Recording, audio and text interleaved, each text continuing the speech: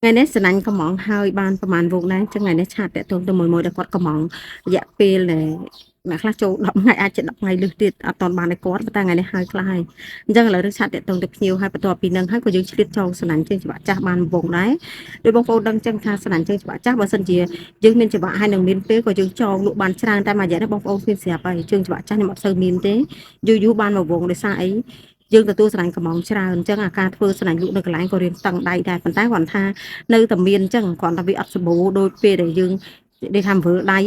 ព្រោះដោយសារឥឡូវហ្នឹងជាប់ចំណាញ់កំងច្រើនហើយអធិស្ឋានមែនទែនណាសម្រាប់មួយដែលគាត់ដាក់ការកំងឲ្យរៀងយឺតយ៉ាវក៏ពិតចង់តែសូត្រហើយឲ្យតន់បងប្អូនប៉ុន្តែគាត់ថា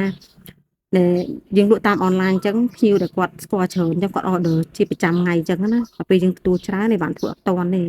ចាប៉ុន្តែគាត់ថាខ្ញុំទទួលនេះគាត់ទទួលលក្ខណៈថាយើងអាចធ្វើបានដែរអញ្ចឹងណាបើលើសពីនឹងទៅក៏អត់ទទួលដែរប៉ុន្តែនៅតែជាប់ហើយណាមួយពីច្រើនម៉ូចាស់ចាស់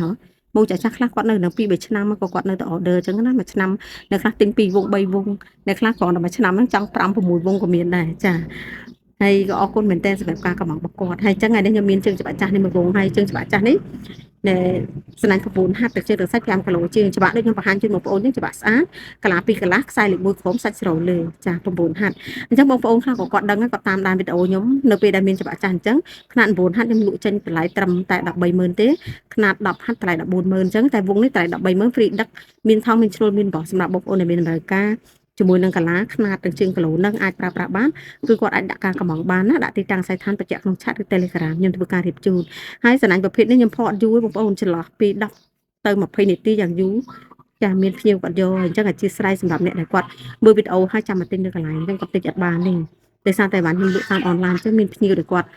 ដែលចូល order ច្រើនអញ្ចឹងណាហ្នឹងហើយដល់ពេលផុសគឺមានអ្នកយកហើយអញ្ចឹងសម្រាប់អ្នកដែលគាត់ចង់មកកន្លែងមិនបាច់មកទេចាមុនមកគាត់ឆាតសួរអីវ៉ាន់សិនណាចាសម្រាប់អ្នកដែលគាត់ឆាតក្នុងអនឡាញបើសិនជាគាត់ឆាតបើខ្ញុំថាទុកឲ្យគាត់គឺទុកឲ្យហើយ